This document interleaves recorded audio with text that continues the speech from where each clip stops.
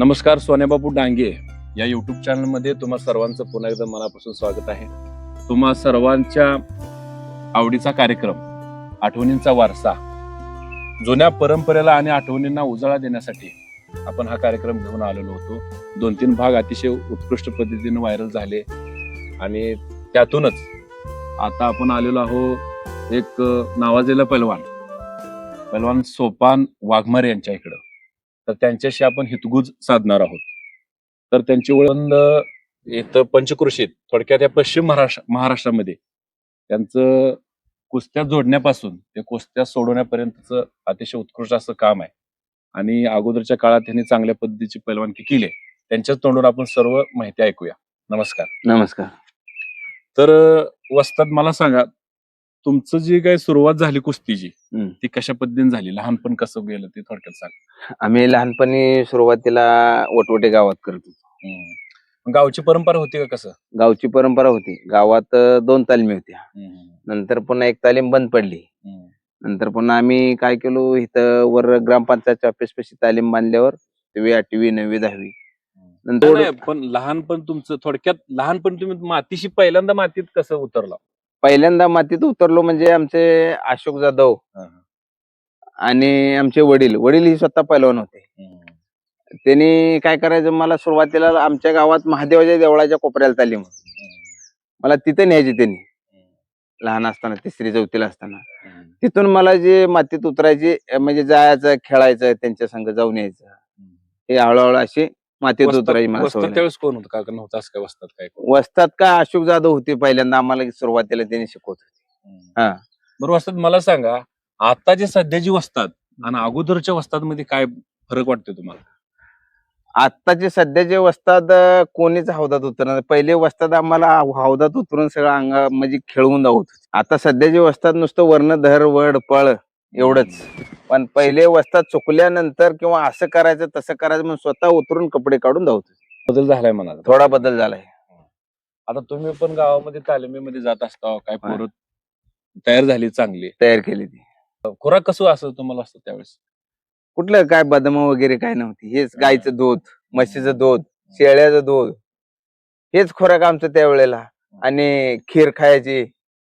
म्हणजे थोडक्यात वडील पैलवान होते, त्यांना नाद होता म्हणून तुम्ही पण त्या क्षेत्रामध्ये उतरले. आम्ही पण क्षेत्रात त्या उतरलो. लाल मातीची आवड तुम्हाला लागली आणि आता सध्या तुम्ही लाल मातीची चांगली सेवा करताय. होय, अतिशय ही चांगली गोष्ट आहे. कारण ही जी काही जुन्या परंपरा आहे ती मोडीत चालली आणि तुम्ही पण फळं पण माझ्या अंदाजात मला वाटतं की जी मोडत चाललेली होती त्यांना सुद्धा जरा चालना देऊन चांगल्या पद्धतीनं कुस्त्या नेमून असू द्या, ढोंगी नुरा कुस्त्या जी आहेत ती सगळ्या मोडीत काढली चांगल्या 1 नंबर काटा कुस्त्या लावण्याचं कार्य तुम्ही करत असता. माहितीये का, परत कशी तुमची वाटचाल पुढे चालू राहील?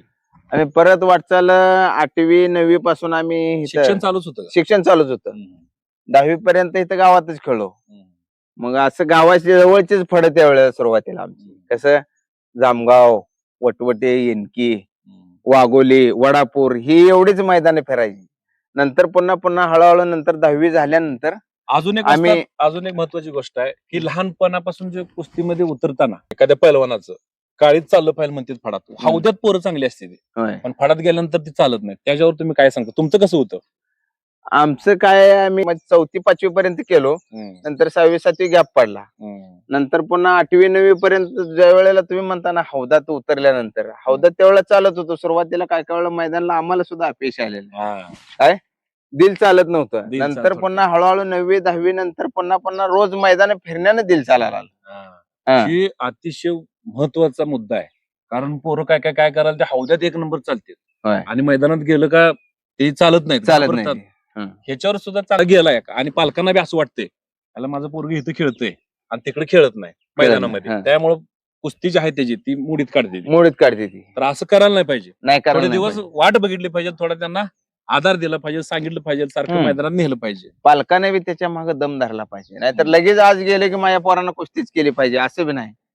आणि हार जीत ही कुस्तीत होत असते. हार जीत पुढचा माणूस पण जिंकण्यासाठी आलेला असतो आणि आपण पण जिंकण्यासाठी गेलेलो असतो. मग त्यापेक्षा दोघांपैकी कोणाला तरी एकाला त्यात यश येणारच. जे पराजय होतच असतो.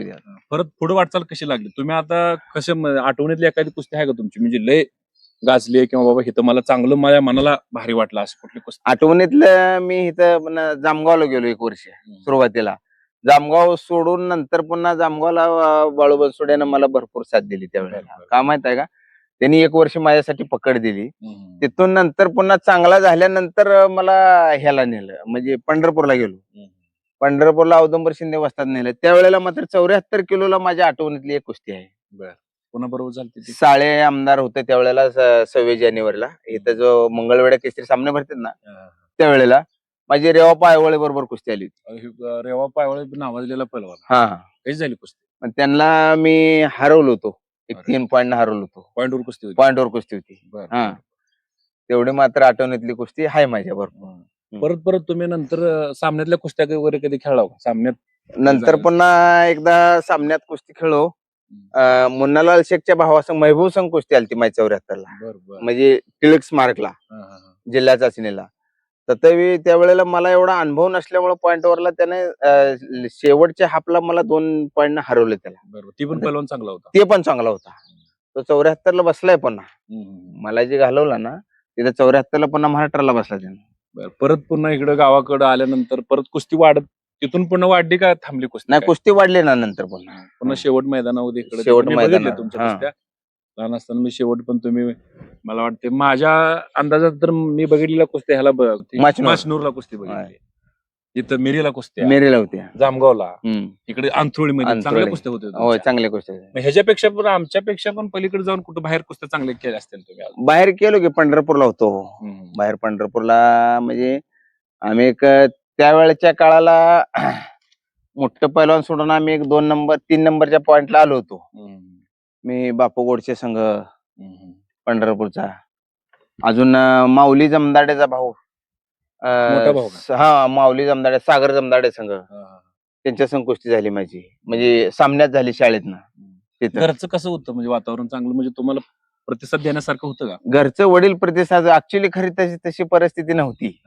म्हणजे वडील फक्त म्हणायचे खेळा करा, आणि घरून पैसे येण्याची मतलब नव्हता. म्हणजे असं बाबा खर्चाला एवढा असेल, कुस्त्या करून आम्ही तालमीत राहून पैलवान झालोय. अरे बापरे. आता सध्या म्हणलं तर पोरासांना फक्त पैसा पाहिजे, पैसा पाहिजे, घरून पण नसतं पैसे. आणि पाडावर पण आपण बघतोय, मी पण युट्यूबच्या माध्यमातून तुम्ही कुस्त्या जोडताना बघतोय. अगोदर तुम्ही कसं खेळत होता वस्ताद? आम्ही असं एखाद्या वस्तादानं तुम्हाला सांगितलं कुस्ती धर एवढ्याला, तर तुम्ही डायरेक्ट वस्ताद बोलतच नव्हते. त्या पोरासंग कुस्ती कर म्हणून सांगितलं की जायचं, तिथं पैसे विचारायचे नव्हतं.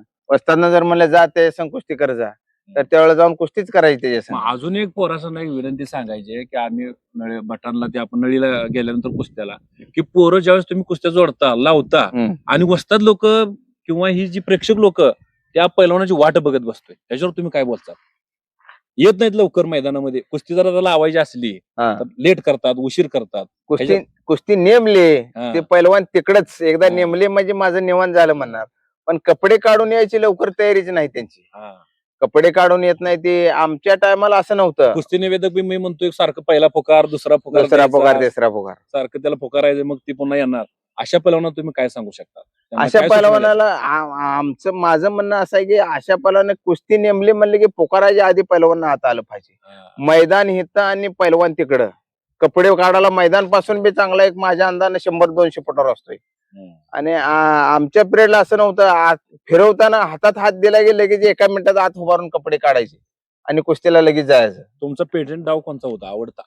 माझा मी निकाल टाकत होतो काय, आणि काकत हात घालून ढाक लावत होतो, मुळी बांधत होतो आणि गेसा मारत होतो. तर प्रेक्षक मित्रांनो, ज्यावेळेस तुम्ही जामगाव मध्ये येत होता त्यावेळेस आम्ही छोटे छोटे होतो. तर मला वस्तादांनी डाव शिकवला डंकी डाव. माझा डाव पेटेंट झाला होता, एकदम माझ्या अंगावरून पलीकडे गेला होता तुम्ही, आणि डाव शिकला आणि मी ती खरंच डाव कुठल्या कुठल्या मैदानात मी पण खेळत होतो. तर ह्याच्याबद्दल काय सांगाल अजून? लोक जे आधीच्या काळात तुम्हाला वस्ताद लोक हाणायची मारायची तर तुमचे वडील काय म्हणत नव्हते, काय बोलत नाही. पण आता वस्तादान जर काय केलं तर घरी जाऊन लगे पालकांची ओरडी येत आहेत, तिकडं सिटीमध्ये म्हणा, बाहेरच्या तालमीत येत आहेत. तर त्या वस्ताद लोकांना आणि त्या पालकांना तुम्ही काय सांगता? माझं म्हणणं असं आहे की आपल्या मुलाला शिकवायचं असेल तर थोडं टाकीचं घाव सोसावं लागतं. टाकीचं घाव सोसल्याशिवाय देव पण येत नाही. आणि त्याला समजावून सांगून, वस्तादी काय करतो 2दा 4दा 5दा सगळं सांगतो.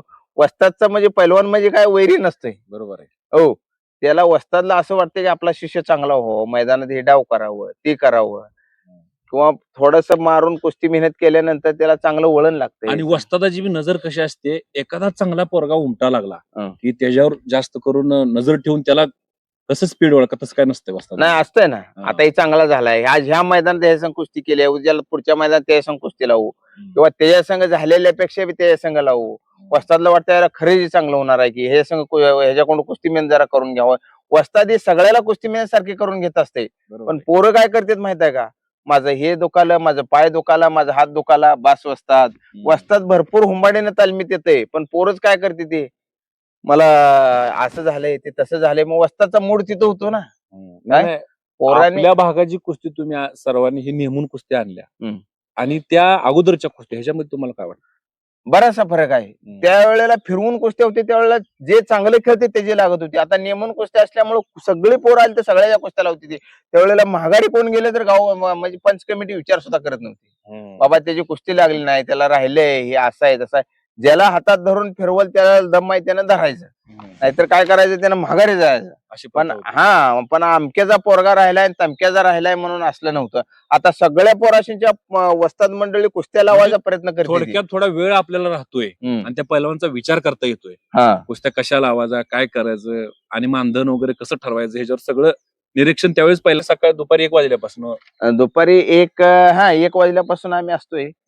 तर माझ्या अंदानं 4 वाजते ते सगळं प्रत्येक नियोजन. फडावरती प्रेक्षक मित्र नेहमी जातात आणि एवढी शिस्त आणली इथल्या अनेक वस्ताद लोकांनी. विठ्ठल बंडगर वस्ताद असू द्या, परत चंद्रकांत काळे वस्ताद असू द्या, परत बटांचे वस्ताद असू द्या, सत्यवान घोडके, बाळासाहेब बनसोडे असू द्या, हे सर्वजण जाऊन अतिशय शिस्तप्रिय असं मैदान पार पडत. खरंच तुमचं मनापासून कौतुक आहे. तर त्यावेळेस तुमचा आहार कसा होता? आमचा आहार परत म्हणजे मोठा पैलवान झाल्यानंतर आम्ही सकाळपारी थंड असायची, नंतर पुन्हा तुपातला शिरा खायचा, नंतर तेलाचं प्रमाण नव्हतंच का? नाही, तेलाचं प्रमाण तालमीत गेल्यानंतर तेलाचं प्रमाण नाही. नंतर पुन्हा 10-11 वाजता जेवण करायचं, दूध प्यायचं आणि रेस्ट खायची. शरीर तुम्हाला साथ दिलं का? शरीरानं काय थोडं काय नाही, इजा वगैरे काय नाही, शरीरानं भरपूर साथ दिलेली. असं कुठं लागालागी नाही, काय नाही, कुछ नाही. जोर बैठका वगैरे व्यायाम किती करत होता तुम्ही? मी घेत होता? जोर बैठक पाट्ट उठून 3 ते 4 किलोमीटर रनिंग करत होतो. नंतर पुन्हा रनिंग वरनं माघारी आले की आम्ही पहिले सुरुवातीला थोरल्या तालमीत होतो. धोंडोपंत दादा मठा शेजारी तालीम होती, तिथं होतो. तर तिथं आल्यानंतर गोपाळपूरच्या जनाबाईच्या देवळाच्या पायऱ्या 40 वेळा पायऱ्या चढत होतो. इकडे रनिंगला यायचं. वजन किती होतं? वजन माझं त्यावेळेला 82 होतं. 82-83 एवढंच वजन होतं. तर तिथून नंतर गेल्यानंतर पुन्हा एक 1200 जोर मारत होतो एकदा हात टेकल्यावर. आता 100चं ठेप आले तर 50चं ठेप आले तर एकदा हात टेकले की 1200 जोर मारायचं, पुन्हा बैठक मारायची, नंतर दोर, आणि नंतर पुन्हा खोऱ्या घेऊन आम्ही वाळूला खांदाला जात होतो. त्यावेळेला नदीच्या कडेला तालीम असल्यामुळे तिथं म्हणजे कसरत वाळू मध्ये तिथं हे करत होता का माती? नाही, वाळूतच खांदत होतो आम्ही. हौदात तोडण्यापेक्षा वाळूच खांदायची अशी भरपूर. 1-2-4 गुंठ रान खांदायचं, अंघोळ करायची ना मग यायचं. टेकले की 1200 जोर होत तर उठायचं नाही, नाहीतर वस्ताद मागं काठी घेऊनच होतं मोठं. उठला म्हणले की मार. पण अजून एक वाजता चर्चा चालू आहे बरं का, मेडिसिनची सिस्टम चालू आहे म्हणतात आणि काय काय लोक मेडिसिन खराब झालेत आणि त्याच्याबद्दल तुम्ही काय सांगताल? त्या पैलवानांना तुम्ही काय मार्गदर्शन करता की मेडिसिन घ्यावं की नाही? नाही, मेडिसिन ही नकोच आहे. जे पैलवान मेडिसिन घेतले ते पैलवान 2 वर्षात बादच होऊन गेले. एक बी पैलवान कोण राहिला नाही. आता जर समजा आताच्या पिरियडला जर मेडिसिन घेऊन आता जर 5,000 खेळत असेल, नंतर पुन्हा त्याला 2,000चं पोरग सुद्धा ऐकत. कायमस्वरूपी ती मेडिसिनच्या ह्याच्यावर, आणि जरी मेडिसिन घेतलं तरी पुन्हा ताकद म्हणजे आपली शरीर साथ देत नाही, शूट होत नाही, शरीर काय होत नाही, शरीराची साथ होत नाही. मेडिसिन ही नकोच आहे. हे इतकं विचित्र झालंय ना, स्वतःचे मुलं इतकी बाद झालेली मेडिसिन. भले पैलवान मोठा होईल बारका होईल तो विषय झाला, पण मेडिसिन नको. काय वाजतात माहिती आहे का, थोडा मोठा झाला माझा लगेच मोठा झाला पाहिजे, लगेच मोठा खेळला पाहिजे, व्हायरल झाला पाहिजे, फास्ट कुस्ती आली पाहिजे, असं लोकांचं मत आहे. तर त्याच्यात काय उपयोग नाही म्हणत. नाही, तो टिकतच नाही ना. अनेक पैलवानांचं वाटोळ झालं. आपण काय कोणाचं उदाहरण घ्यायचं नाही, तर पैलवानांनी असं केलं नाही पाहिजे असं वस्तादाचं म्हणणं आहे आणि आमचं देखील या ठिकाणी म्हणणं आहे. आपल्या भागामध्ये तुमच्या स्टॉपला कोण होतं? टॉपला आमच्या वेळेस अर्जुन मुळेच्या भावासंघ, भीमा मुळेच्या भावासंघ झाले, अर्जुन मुळे संघ, हे असे तुम्ही आता इकडल्या तालमीत होता हा कोणच्या पंढरपूरमध्ये, मोहोळची पोरं वगैरे, मोहोळची तालीम पण असाची गाजलेलीच होती त्यावेळेस. नाही, मोहोळला आमच्या वेळेला एवढे कोण नव्हते. फक्त मोहोळला आमच्या वेळेला परेडला म्हणलं तर चंदूमामा ही मोठी होती आमच्यापेक्षा. काय तुमचं तरी म्हणजे तुम्ही साल आठवते का ते बाबा कोणचं साल, किंवा त्यावेळेस मी टॉप मध्ये होतो? आम्ही साल 2005 ला टॉप मध्ये होतो. 2005-06 ला बी टॉप मध्ये होतो. परत मग कुस्तीपासून म्हणजे परत का कुस्ती का सोडली? का कुस्ती सोडली म्हणजे इथं पाठीमागं बघायला कोण नाही, शेती भाडी सगळी. म्हणजे दुसऱ्याच्या मित्राच्यात गेल्यावर असं वाटायला आपल्याला कधी असं व्हायचं, बरं बघायला माणसं मागं कोण नाही ती. त्याच्यामुळे काय केलं, तयारी सोडली. 2006-07 सालाला माझी तुषार भांगे संघ कुस्ती झाली होती मोहाळीत. चांगला आहे ती पण पहिला. त्यावेळेला 1,500 रुपयाला कुस्ती लावली होती. काय दुर्वा खोळेने लावली होती कुस्ती. ते 54 बोवाळी, कोणत्या गावाला? बोवाळीला लावली होती. तो पैलवान सदाशिवनगरचा होता. मग त्यावेळेला 2007 सालाला त्याची आणि समाधान घोडके सदाशिवनगरला कुस्ती सुटली. समाधान घोडके एक नंबर महाराष्ट्र 2010चा महाराष्ट्र केसरी. मग त्यांच्या खालोखाल तुम्ही होता. मग त्याची माझी 15 दिवसानं कुस्ती तुषार भांगेची माझी. समाधान घोडके कधी म्हणजे फॉर्मला आला? म्हणजे 2007 नंतर समाधान घोडके फॉर्मला आला. समाधान घोडके असू द्या, नितीन खुर्दा असू द्या, अशी नामवंत पैलवान त्यावेळेस कुस्त्या बघायला शौकीन बी भरपूर असायचे. पण मॅटवरची कुस्ती आणि मातीतली कुस्ती, आता काय व्हायला माहिती वाजता थोडक्यात, मॅटवरचे आले सगळं चांगलं आहे, पण लोक मातीच्या कुस्तीला विसरायला. ह्याच्याबद्दल तुम्हाला काय म्हणायचं? नाही, मॅट आणि माती दोन्हीचाही संगम असावा. काय मॅट वरले अनुभव द्यावा, मातीतला बी अनुभव द्यावा. नाहीतर कसं आहे, जे एखाद्याला मॅट वरले खेळते त्याला मातीतलं काहीच येत नाही, आणि जे मातीतले खेळते त्याला मॅट वरलं काय येत. त्याच्यामुळे महाराष्ट्र केसरीचं पण काही लोकांना हुलकावणी दिली त्या त्याचं कारण हे की तो खेळायला असतो माती विभागात आणि परत शेवटनं आपल्याला खेळायचा आहे मॅट विभागात. त्यावेळेस सुद्धा त्याला अपयशाला तो तडा जातोय. मग त्याच्यामुळं पोरांनी पण दोन्ही पण जी काय महाराष्ट्र केसरी स्पर्धा खेळणार आहे त्यानं दोन्हीची चांगली प्रॅक्टिस करावी. आता माऊली जमदाडे 5 सेकंदासाठी गेले नाही, शैलेश शेळकेनं बॅग टाकल्यानंतर 5 पॉइंट गेले, ते संपलं ना. तेवढ्यासाठी तर त्याची मराठी केसरी गाथा गेली. बरं, आता सध्या तुम्ही शेती बघत गावातली तालीम करताय, कसं आहे आता मातीबद्दल, ह्या कुस्तीबद्दल, किंवा तुमच्या आता सध्या तुमचं जे शरीर आहे, ही शरीर दृष्टी कशी आहे? नाही, माझी शरीर दृष्टी व्यवस्थित आहे. व्यवस्थित म्हणजे आम्ही पहिल्यासारखं असं व्यवस्थित जरा खुराक खाणं आणि पोराशिनी बरोबर उतरल्यानंतर थोडं करणं. तुम्ही बी करताय? होय. आणि पोराशिनीला डाव दाखवणं, बाबा हे चुकल्यानंतर हे असं आहे, स्वतः कपडे काढून डाव धावणं. हे लगेच जर चुकला तर इकडे मध्ये आपली तालीम आहे की पोरं आहे तालमीत आहे. या मातीची सेवा करणं आणि नवीन पिढी ही सुधारली पाहिजे. आणि पोरं तालमीकडे गेल्यानंतर वाचतात काय होतं नेमकं थोडक्यात सांगा. म्हणजे असं शिक्षण बी पाहिजेच, पण त्याच्याबरोबर तालीम का गरजेची ही थोडक्यात सांगा. तालीम ही का गरजेची आहे? पोरं निर्व्यसनी राहते तालमीमुळे. निर्व्यसनी राहून आणि आहार भरपूर करते, ती भरपूर करून झोप त्यांना लागते. तालमीत भले पैलवान होईल, मोठा होईल, पण तालमीत आणल्यानंतर काय होतं माहिती आहे का, त्याला शरीराला कष्ट झाल्यानंतर जाऊन खाऊन पिऊन झोपते, पाट्या सकाळपारी उठते, मला भुकाला. आता पोराशीनला भुकाच म्हणून माहित नाही. अजून एक विषय, आताची काय नवीन पिढी ती मोबाईल सोशल मीडियावर जास्त असते, त्याच्याबद्दल काय सांगतात? मोबाईलच्या ह्याच्याबद्दल. सोशल मीडियावर पोरं राहून मग डोळ्याचा वगैरे आजार व्हायला लागलाय. पोराशीनला झोपच नाही. झोप कोणाला आहे? झोप कुठल्या रात्री 12-12 वाजता पोरं जागते. म्हणजे शरीराला कष्ट झाल्यानंतर झोपत नाही ना. चिडचिडपणा करायला म्हणून लहान मुलांना गप्प बसवण्यासाठी पालक आहे ना, तो मोबाईल देत असतो. लेकर गप बसाव, एका जागी बसाव. त्याबद्दल पालकांना काय संदेश द्यायचा? काय संदेश म्हणजे आपल्या स्वतःच्या मुलाचं पालकच वाटोळ करले. शेती किती असतात? शेती मला 9 एकर शेती आहे. आता बघू शकता ही झाड किती वर्षाचे असतात. मला वाटतं ही झाड, त्याचा बुडका जर बघितला, किती वर्षाचं वाटते स्वस्त तेव्हा झाड? हे झाड 150 वर्षाचं झाड आहे. खाली मुळे टेकले ते बाबा फांद्या ह्याच्या मुळे टेकलेलं नाही. असं एक 4 गुंठ्यात झाड होत. आता नंतर फाटे वगैरे मोडले त्याचं. आता एकदम व्यवस्थित तुम्ही संसार वगैरे करताय, काय अडचण वगैरे काय नाही? काय सुद्धा नाही. पहिलवानकी केल्यानंतर अंग दुखतंय आणि गुडघं दुखते, ती परत असा काय भाग असतो? काही सुद्धा नाही भाग. अंग दुखतोय, हे गुडघं दुखते, हे काही सुद्धा नाही. काय तुम्ही तयारी सोडत असताना वजन किती होतं असतं?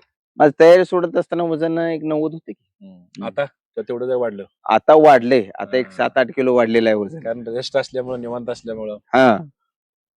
आता पुढे काय अजून तुम्ही ही परंपरा जोपासण्यासाठी काय करायला काय नाही, आता हे गावातली पोरं तयार करायला चालूच आहे आणि केली ती पण काय बरीचशी काय काय केली ती आणि स्वतःच्या मुलाला पण नेतोय तालमीत. खेळतोय, चांगला खेळत असं? होय, चांगला खेळतोय. आता काय 7वीला आहे. बरोबर. हं. चालतंय, चांगला तुमचा अमूल्य वेळ आम्हाला दिलात आणि पाऊस पण यायला लागलाय, त्याच्यामुळे ही मुलाखत इथंच थांबूया. धन्यवाद, नमस्कार. धन्यवाद, नमस्कार.